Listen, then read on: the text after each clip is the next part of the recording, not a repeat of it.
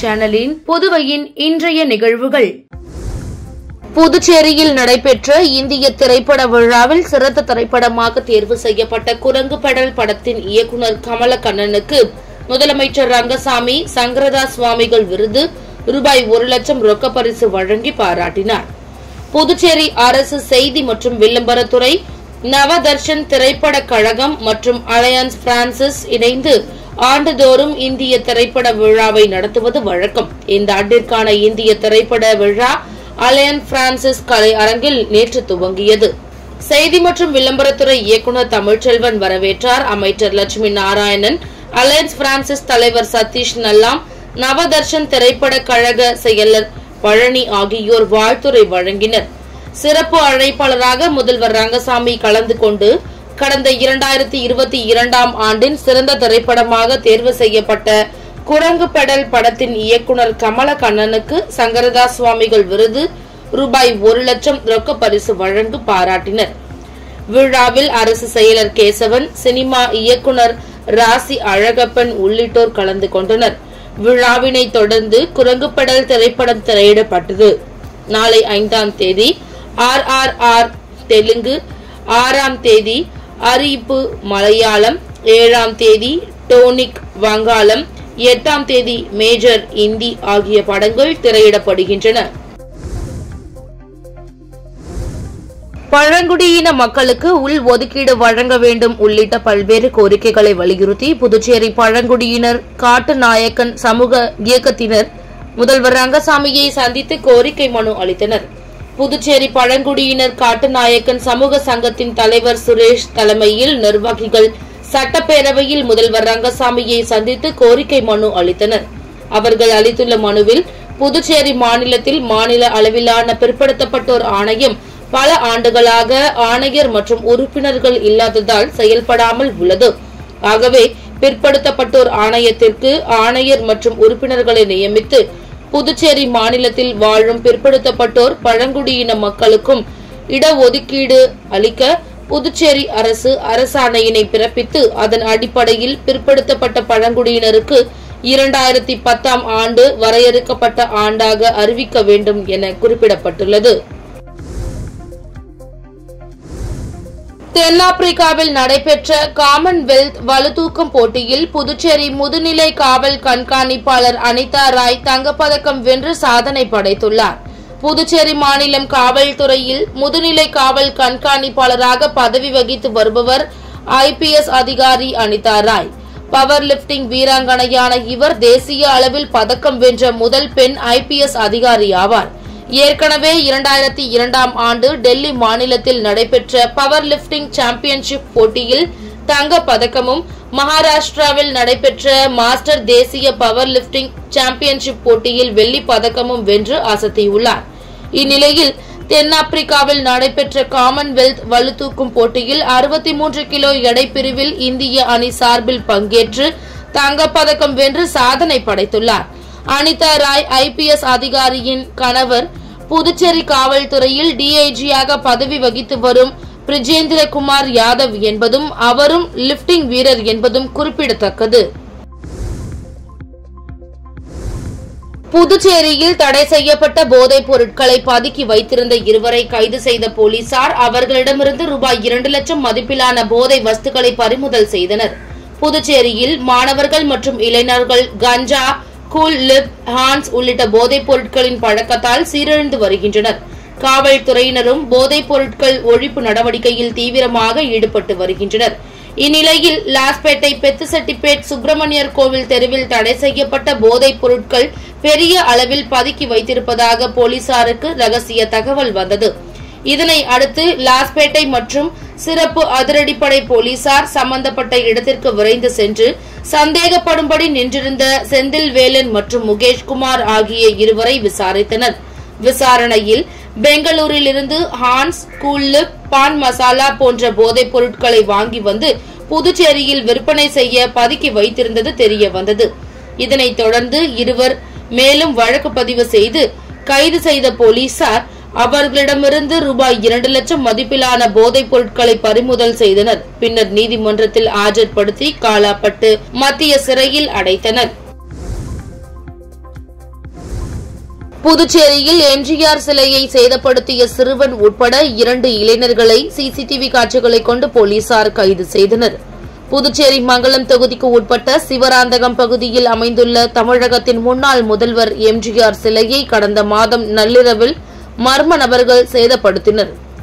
இது தொடர்பாக அதிமுக நிர்வாகிகள் அளித்த புகாரின் பேரில் காவல் கண்காணிப்பாளர் வம்சிதர் ரெட்டி உத்தரவின் பேரில் மங்கலம் போலீசார் வழக்கு பதிவு செய்து விசாரணை மேற்கொண்டனர். அப்போது எம்ஜிஆர் சிலை அருகே இருந்த கண்காணிப்பு கேமராக்களை ஆய்வு செய்ததில் அதே பகுதியை சேர்ந்த சிறுவன் மற்றும் சாரதி பூவரசன் என்பது தெரிய வந்தது. இதனை அடுத்து ரெயின்போ நகரில் பதுங்கி இருந்த மூவரையும் கைது செய்த போலீசார் நீதிமன்றத்தில் ஆஜர்படுத்தி இருவரையும் சிறையில் அடைத்தனர். விசாரணையில் மது போதையில் எம்ஜிஆர் சிலையை சேதப்படுத்தியது தெரிய வந்தது. மேலும் சிறுவனை சீர்திருத்த பள்ளியில் சேர்த்தனர். புதுச்சேரி ஜிப்மரில் பிஎஸ்சி நர்சிங் படிப்புக்கு விண்ணப்பிக்கலாம் என அறிவிப்பு வெளியாகியுள்ளது. புதுச்சேரி ஜிப்மரில் பிஎஸ்சி நர்சிங் படிப்பில் பெண்கள் 85, ஆண்கள் 9 என 94 இடங்களும், பிஎஸ்சி அலைடு ஹெல்த் சயின்ஸ் பாடப்பிரிவுகள் 87 இடங்களும் என மொத்தம் 181 இடங்கள் உள்ளன. இந்த இடங்களுக்கான மாணவர் சேர்க்கை ஆண்டுதோறும் நீட் தேர்வு மதிப்பெண் அடிப்படையில் நிரப்பப்பட்டு வருகிறது. இந்நிலையில் 2024-25 கல்வியாண்டு பிஎஸ்சி நர்சிங் மற்றும் பிஎஸ்சி அலைடு ஹெல்த் சயின்ஸ் பாடப்பிரிவுகளுக்கான மாணவர் சேர்க்கைக்கு ஜிப்மர் இணையதளத்தில் நேற்று முன்தினம் முதல் விண்ணப்பங்கள் பெறப்பட்டு வருகிறது. இப்பாடப்பிரிவுகளுக்கான ஆன்லைனில் விண்ணப்பிக்கும் தேதி வரும் அக்டோபர் 24 மாலை 4 மணிக்கு நிறைவடைகிறது. இதற்கு நீட் தேர்வில் தகுதி பெற்ற மாணவர்கள் ஜிப்மர் இணையதளத்தில் விண்ணப்பிக்கலாம். தகுதியான மாணவர்களின் பட்டியல் வரும் நவம்பர் 8 அல்லது அதற்கு முன்பாகவோ ஜிப்மர் இணையதளத்தில் வெளியிடப்படும். மாணவர் சேர்க்கைக்கான கலந்தாய்வு பின்னர் அறிவிக்கப்படும். நவம்பர் 25 முதல் வகுப்புகள் துவங்கும் என ஜிப்மர் நிர்வாகம் தெரிவித்துள்ளது. பிஎஸ்என்எல் 25ஆம் ஆண்டு துவக்க விழாவை முன்னிட்டு புதுச்சேரி பிஎஸ்என்எல் சார்பில் விழிப்புணர்வு இருசக்கர வாகன பேரணி நடைபெற்றது. பிஎஸ்என்எல்லின் 25ஆம் ஆண்டு துவக்கத்தை முன்னிட்டு பிஎஸ்என்எல் புதுச்சேரி சார்பாக இருசக்கர வாகன பேரணி நடைபெற்றது.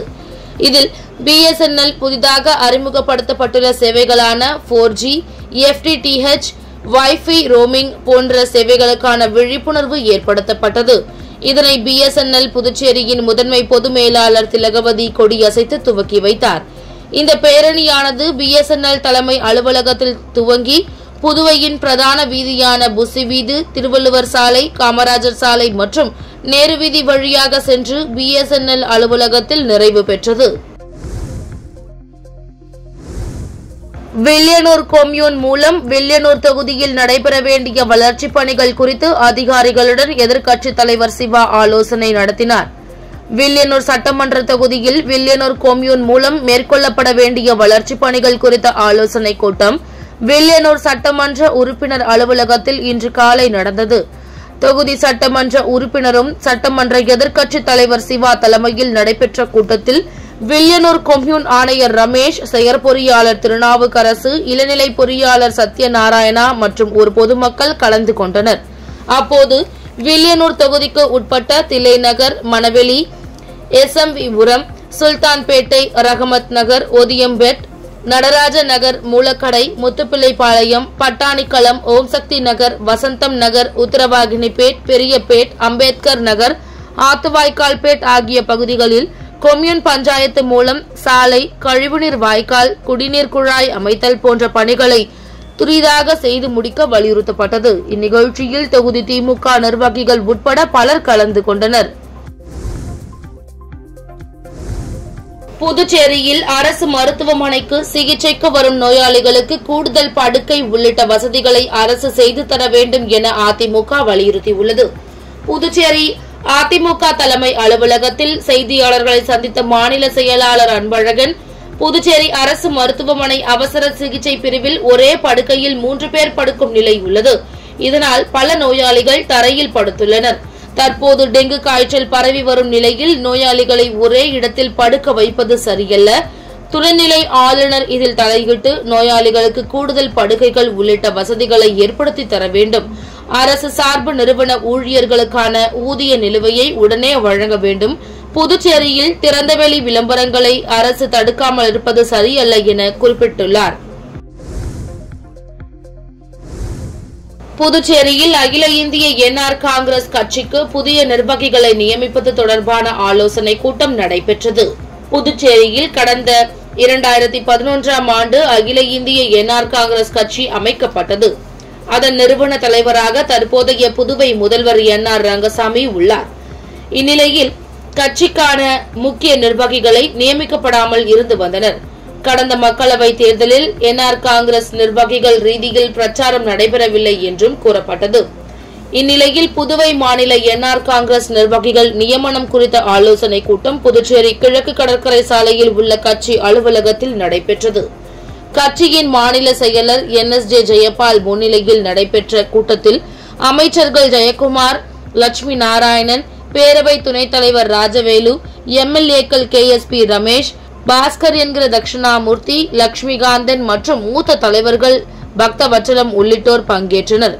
கட்சியை பலப்படுத்தவும் தொகுதி வாரியாக கட்சி நிர்வாகிகளை நியமிப்பது குறித்து கூட்டத்தில் ஆலோசிக்கப்பட்டது. மேலும் புதுவையில் உள்ள 30 சட்டப்பேரவை தொகுதிகளிலும் கட்சியின் பொறுப்பாளர்கள் கூட்டத்தை கூட்டவும் முடிவு செய்யப்பட்டது. 2 டன் எடை 10 நிமிடங்களில் சிதறடிக்கப்பட்ட 1000 ஓடுகள். மாமல்லபுரத்தில் 10 நிமிடங்களில் 1000 ஓடுகள் உடைத்து தற்காப்பு கலை வீரர் உலக சாதனை படைத்தார். கின்னஸ் சாதனை புத்தகத்தில் இடம்பெறுகிறார். செங்கல்பட்டு மாவட்டம் மாமல்லபுரத்தில் கடந்த பல ஆண்டுகளாக பள்ளி மாணவர்களுக்கு இலவசமாக மன்சூரியா குங்ஃபு தற்காப்பு கலை பயிற்சி அளித்து வருபவர் டி. பஞ்சா. இவர் தற்காப்பு கலை மட்டுமின்றி வாள் சுற்றுதல், கத்தி சுற்றுதல், கம்பு சுற்றுதல் போன்ற தற்காப்பு கலை பயிற்சிகளும் அளித்து வருபவர் ஆவார். இந்நிலையில் தற்காப்பு கலை வீரர் பஞ்சா பொதுமக்கள் முன்னிலையில் காந்தி ஜெயந்தி தினமான நேற்று 1000 ஓடுகள் உடைத்து உலக சாதனை கின்னஸ் புத்தகத்தில் இடம்பெற ஏற்பாடு செய்யப்பட்டது. இதற்காக உலக சாதனை புத்தகத்தில் இடம்பெறுவதற்காக பரிந்துரை செய்யும் குழுவை சேர்ந்தவர்கள் சென்னையில் இருந்து மாமல்லபுரம் வந்திருந்தனர். 1000 ஓடுகள் உடைப்பதற்கு முன்னதாக தற்காப்பு கலை வீரர் பஞ்சாவுக்கு மருத்துவ பரிசோதனை செய்யப்பட்டு சான்றிதழ் பெறப்பட்டது. இச்சாதனை நடத்தும் குழுவினர் விதிமுறைகள் குறித்து அவரிடம் கையெழுத்து பெற்றனர். நிகழ்ச்சிக்கு இந்திய மன்சூரியா குங்ஃபு தற்காப்பு கலை சங்க தலைவர் M. கோதண்டபாணி தலைமை தாங்கினார்.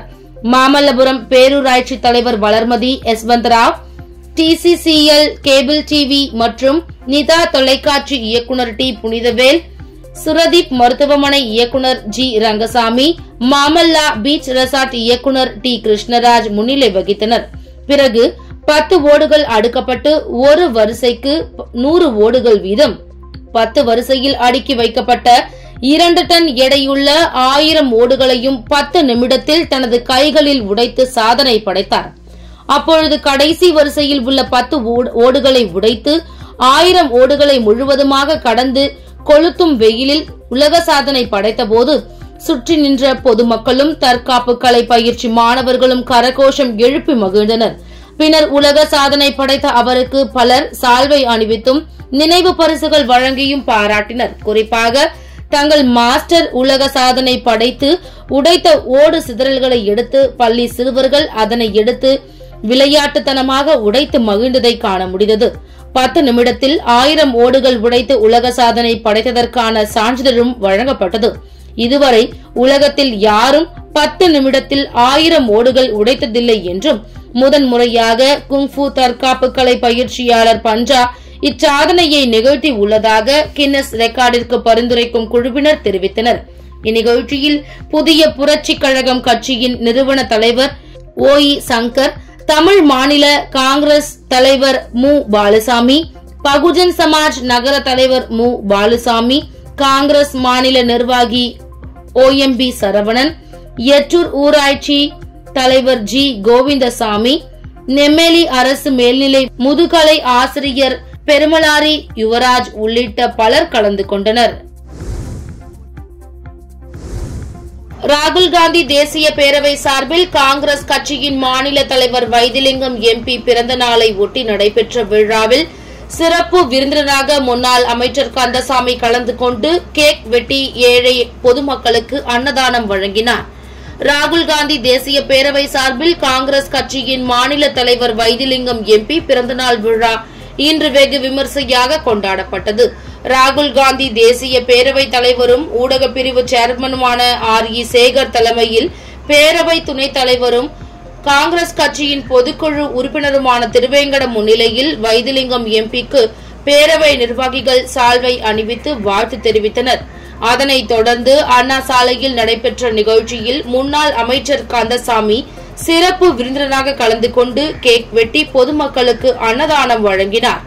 இந்நிகழ்ச்சியில் டாக்டர் அருணாச்சலம், செயற்குழு உறுப்பினர் ரவிச்சந்திரன், ராஜீவ்காந்தி பஞ்சாயத்து ராஜ் சங்கதன் புஷ்பராஜ், தயாளன், முன்னாள் மாநில இளைஞர் காங்கிரஸ் செயலாளர் பிரபு, மாவட்ட ஊடக ஒருங்கிணைப்பாளர் மோகன்ராஜ், மாநில சிறுபான்மை பிரிவு துணைத் தலைவர் ஷியாம், முதலியார்பேட்டை காங்கிரஸ் பிரமுகர் புண்ணியமூர்த்தி உட்பட காங்கிரஸ் கட்சியினர் கலந்து கொண்டனர்.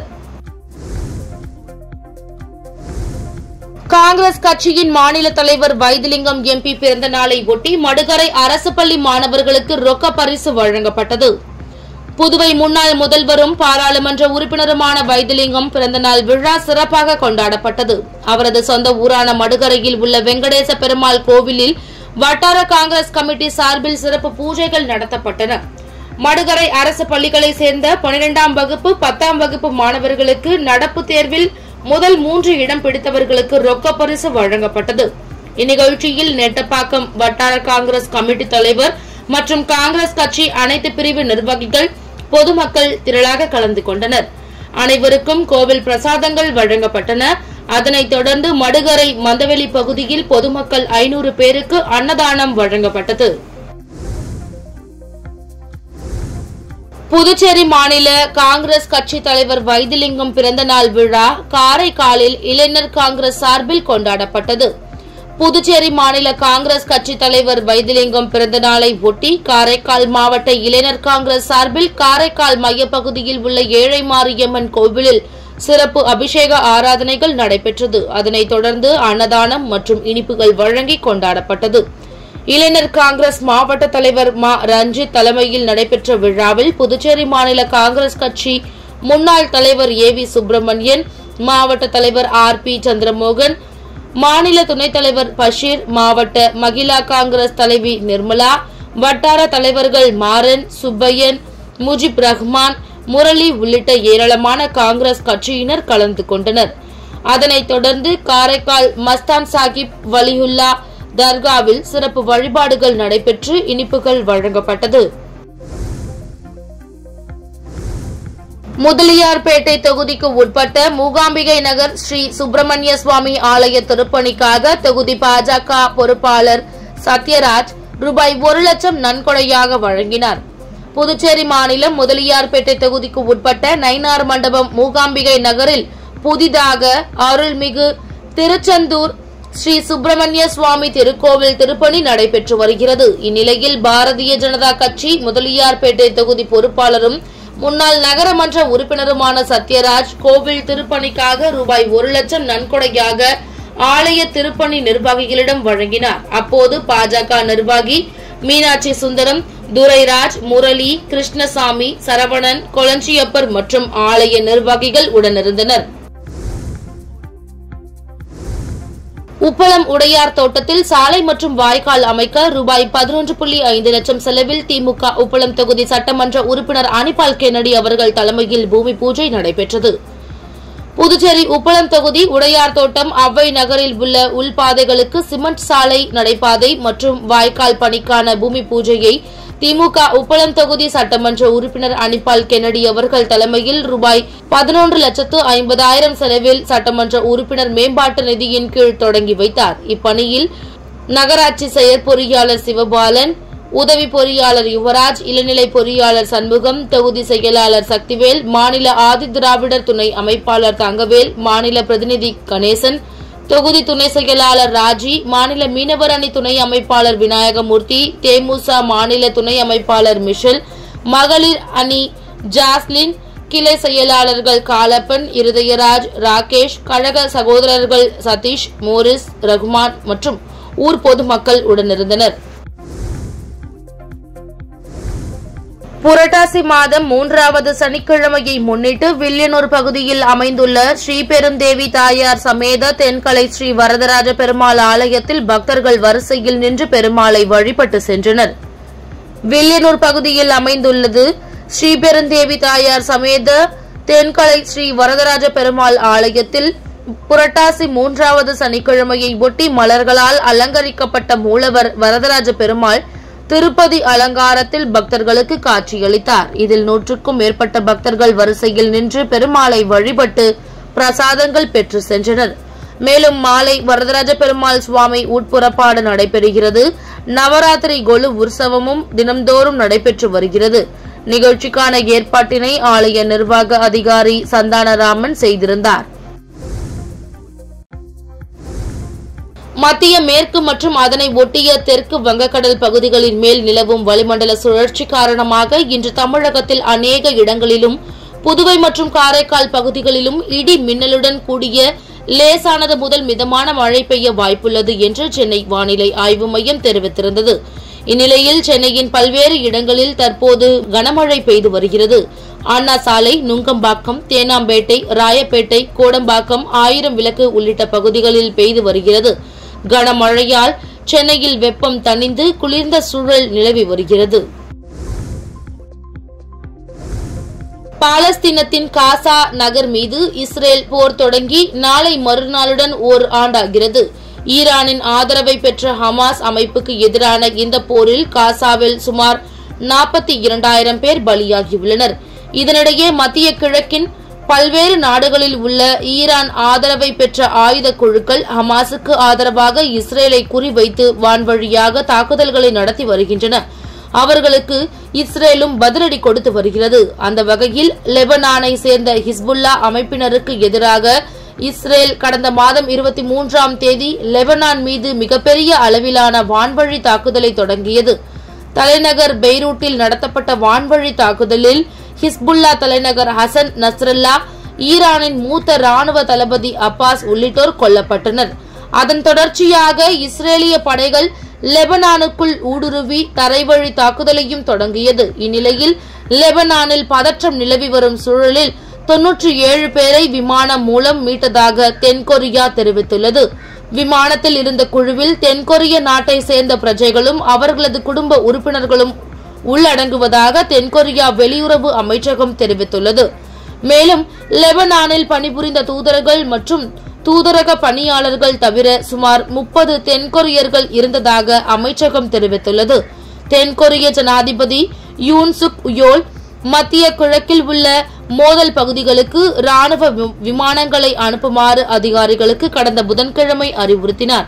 அவர் பிராந்தியத்தில் தீவிரமான சண்டையின் தாக்கம் குறித்து விவாதிக்க ஒரு கூட்டத்திற்கு அழைப்பு விடுத்தார். சுமார் 480 தென்கொரிய பிரஜைகள் இஸ்ரேலிலும் 110 பேர் ஈரானிலும் வாழ்கின்றனர் என்பது குறிப்பிடத்தக்கது. மும்பை ரெஸ்ட் ஆஃப் இந்தியா அணிகளுக்கு இடையிலான ஈரானி கோப்பை தொடருக்கான டெஸ்ட் போட்டி லக்னோவில் நடைபெற்று வருகிறது. இந்த போட்டி கடந்த 1ஆம் தேதி தொடங்கியது. இந்த ஆட்டத்தில் முதலில் பேட்டிங் செய்த மும்பை தனது முதல் இன்னிங்ஸில் 537 ரன்கள் குவித்தது. மும்பை தரப்பில் அதிகபட்சமாக சர்பராஸ் கான் 222 ரன்கள் எடுத்தார். இதனை அடுத்து தனது முதல் இன்னிங்ஸை ஆடிய ரெஸ்ட் ஆஃப் இந்தியா தனது முதல் இன்னிங்ஸில் 3வது நாள் முடிவில் 4 விக்கெட்டிற்கு 289 ரன்கள் எடுத்திருந்தது.